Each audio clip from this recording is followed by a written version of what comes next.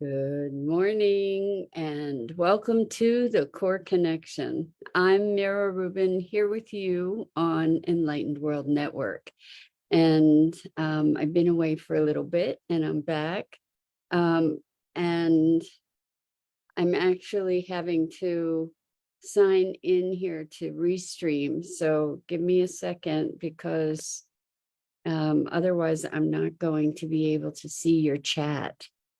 So it's great to be back with you. And today we're talking about fireworks and subtleties because that has been on my mind as a result of the retreat that I attended over the past several days. So now we've got Restream pumping here and we're back and cooking with gas. Okay, so before we get started, what we're going to do is take a couple minutes to get present. And let's take a deep breath in through your nose and hold it. And imagine clean, crisp oxygen flooding your lungs, flowing into your bloodstream, nourishing all your cells, all your organs, bringing vital life energy to your body and being. And as you exhale, exhale any tension, stress, negativity, fatigue. And now let's take another deep breath in through your nose and hold it. And this time, imagine brilliant, bright light lighting you up from the inside out, illuminating, electrifying, and energizing all your molecules, all your electrons, creating a brilliant beam of light and energy from your heart out into the world. And as you exhale, exhale any remaining tension, stress, negativity, fatigue. And now let's press our palms together and vigorously rub your hands together, feeling the friction, the temperature, the pressure, the motion, and the tickling and tingling when you stop, and allow all those sensations to bring you present right here, right now, into this remarkable physical form that enables you to experience life. Welcome, welcome, welcome. So I went on an ayahuasca retreat, and ayahuasca is sacred indigenous medicine. And so it was a super powerful ceremonial experience with magnificent music and singing and chants, and of course the medicine. And I had heard all kinds of very intense stories from people who experienced the medicine and before going, and visions and mystic travels and really transformative experiences and revelations. And good morning, Rosalind. Welcome. So good to have you here with us this morning. Rosalind says, welcome back. Thank you. Thank you. So I'm talking about fireworks and subtleties. So it was my first experience with the medicine, with Mama Ayahuasca. And for me, it was a very physical experience. I was aware of physical sensations. I didn't have any visions. I didn't have any aha type revelations. I didn't have any kind of fireworks, so to speak.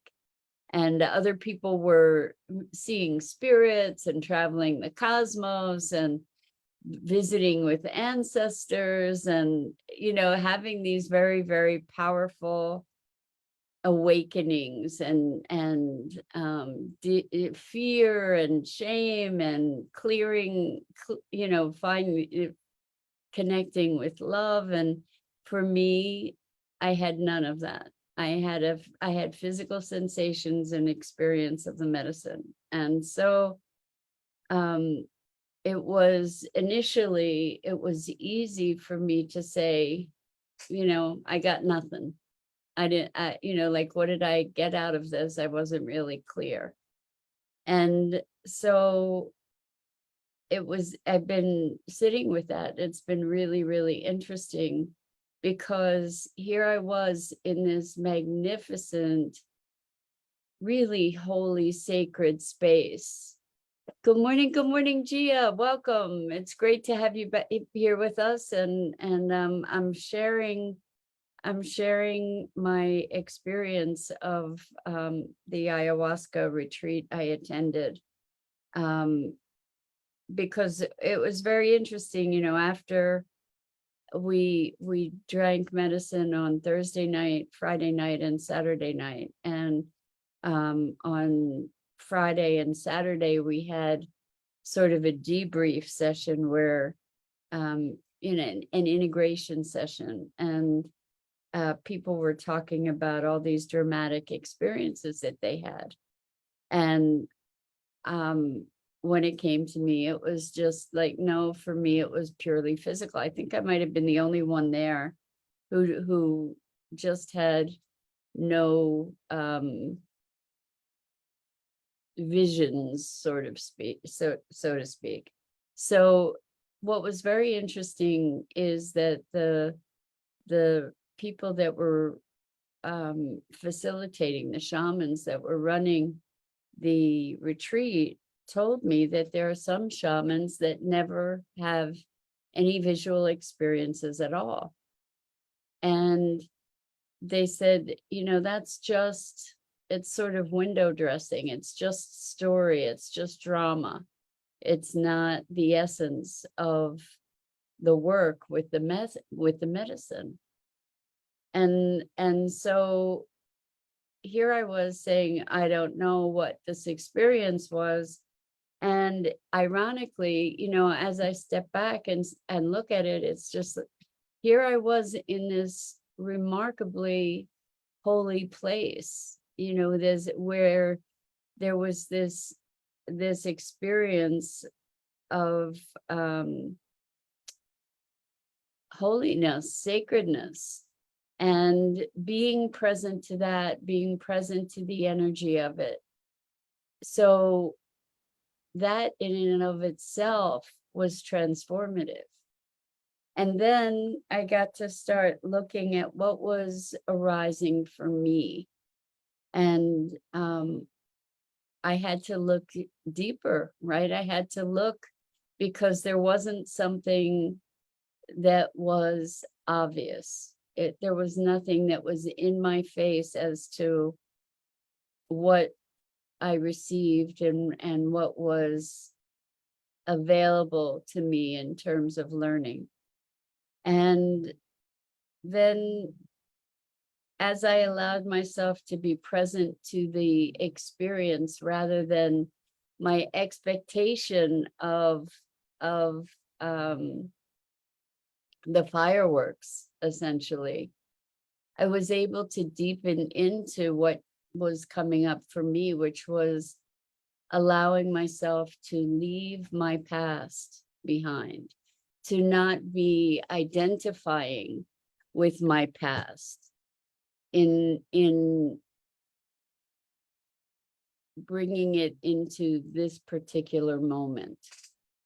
And I don't know if how best to describe what that is exactly, but to have moved into a place of new presence, new integration, a new passage that is free of the history, of the burden of the history. So Gia says, so interesting Mira, Rubin, bring it on. I want to hear this. That's very sweet, Gia. Thank you. So, I mean, it's very, very interesting to be feeling into what's different rather than to have all these um, stories, or without having a narrative that was obvious and presented to me. It was a matter of, okay, so what is available to me here? What is different? And there was a sense of stepping into deeper ownership of my being, of my purpose, to get to I really don't have words for it other than to say that, perhaps there's a place where we get to in life where we can step more fully into being who we came here to be, that we're at a place where now that thing gets expressed now, rather than moving into that becoming. And we're always becoming, we're always growing, not to dismiss that, but to come to a place where it's now a different focus. It's now more of a focus of expression in the world, fulfillment of that intention. First you're arriving at that place of capacity or capability, and then there's the expression and the service in that space where it's not where you're able to let go. It's kind of like letting go of the training wheels, maybe, in its way. So Gia says, as much as I know you healed yourself in so many ways and you are spiritual already, so you could only move ahead from there. You are beautifully placed. Gia, thank you for that. Thank you so much. I deeply appreciate that. I think they were talking about stepping into sort of sage wisdom, sage space, and to be holding that space is a different, it's a different it's a different frequency, shall I say, to be stepping into being, to allow oneself to be the elder, to be stepping into being an elder, holding that space, not of unimpeachable wisdom, nothing like that, but to be holding that accountability, maybe, for guidance or guiding others, or being in that role of an elder, holding being a wisdom keeper. And it's interesting. I mean, it's a little, so Rosalind says, like a minister, maybe, to be willing to hold the responsibility for carrying that torch, or a light, perhaps. It's still emerging, but the point for today really is that we can often in our lives, we want the fireworks, we want to hear wisdom from our spirit guides. We want the fanfare, and I don't know about you, whether that's something that you want or not, but that's something that has always been a draw to me, or I always looked for the traveling the universe kind of experience, you know. So Rosalind says, or an administrator to facilitate learning. I love it. Thank you.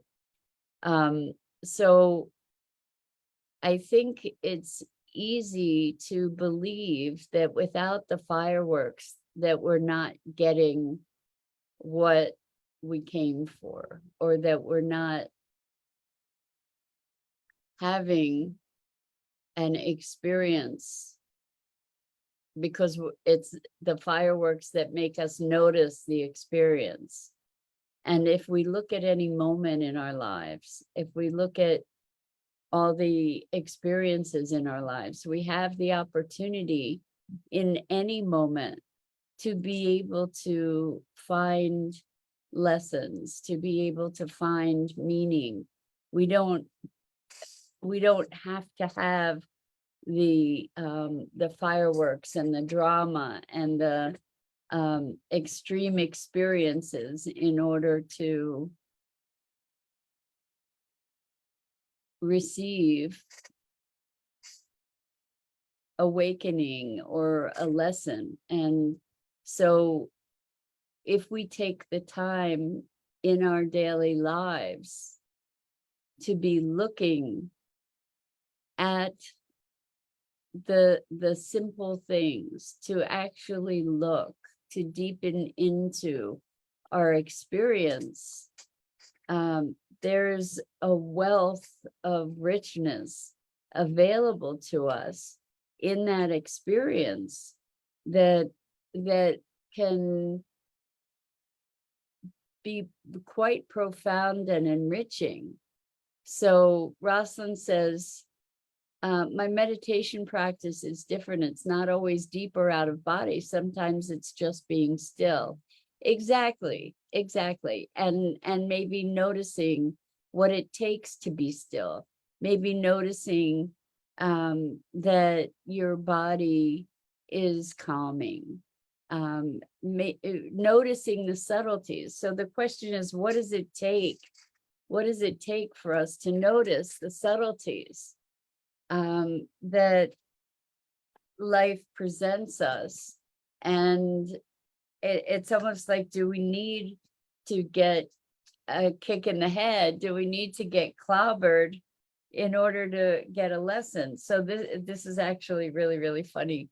It was sort of like a little bit of a dorm type setting that we were staying, where we were staying. And so I was sharing a room with another person, and there was a bunk bed in there. There were two separate beds, and there was a bunk bed. And I always wanted a bunk bed as a kid. So I was like, oh, I'll go on the bunk bed. And we were told to get on the bottom bunk of the bunk bed because, you know, after the medicine, climbing up to the top of a bunk bed wouldn't have been such a great idea. So anyway, I went over to check out the bunk bed, and I walked over and bent over and smacked my head on this big wood bunk bed frame. And I was like, oh, wow, that was painful. And so I'm not, you know, maybe I'm gonna just stay away from this bunk bed.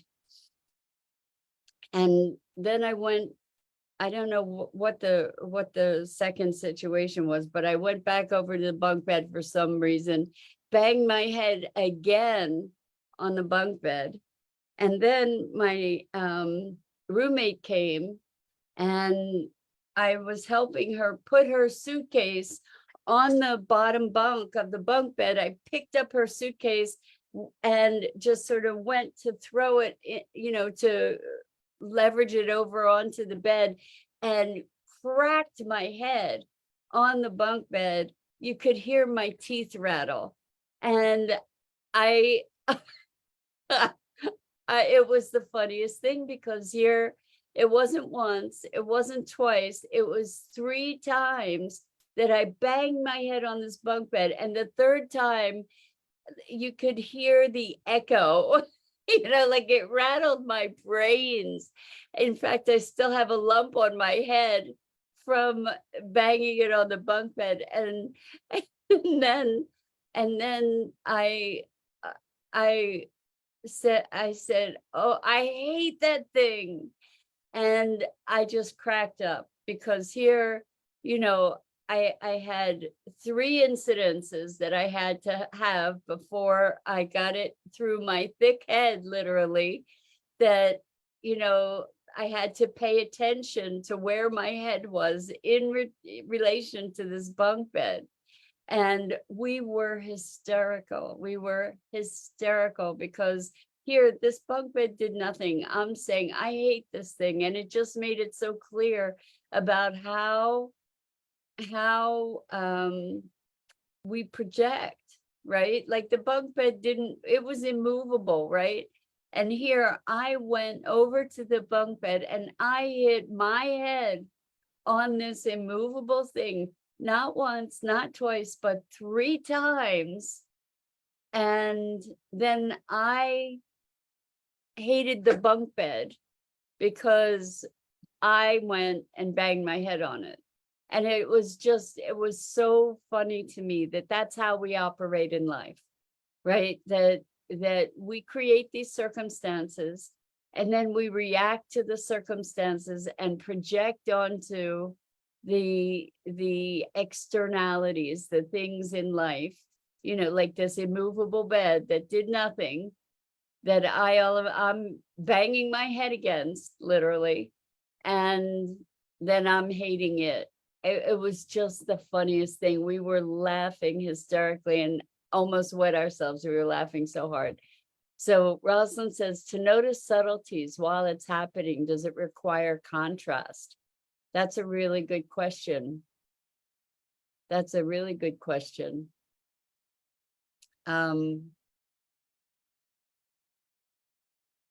Yeah, I don't know. So Rosalind continues, but if it's something you haven't experienced before, maybe noticing subtleties involves setting aside contrast and allowing. Yeah, so I think it takes, I like that you said allowing. It takes being aware.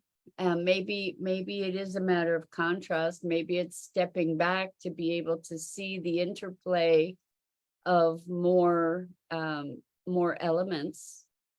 Maybe to be able to step back and see a bigger picture. Because like when I was looking at experiences, I didn't have this dramatic experience when I was laying on the mat that everybody else was focused on. As far as, traveling the universe and in my mind.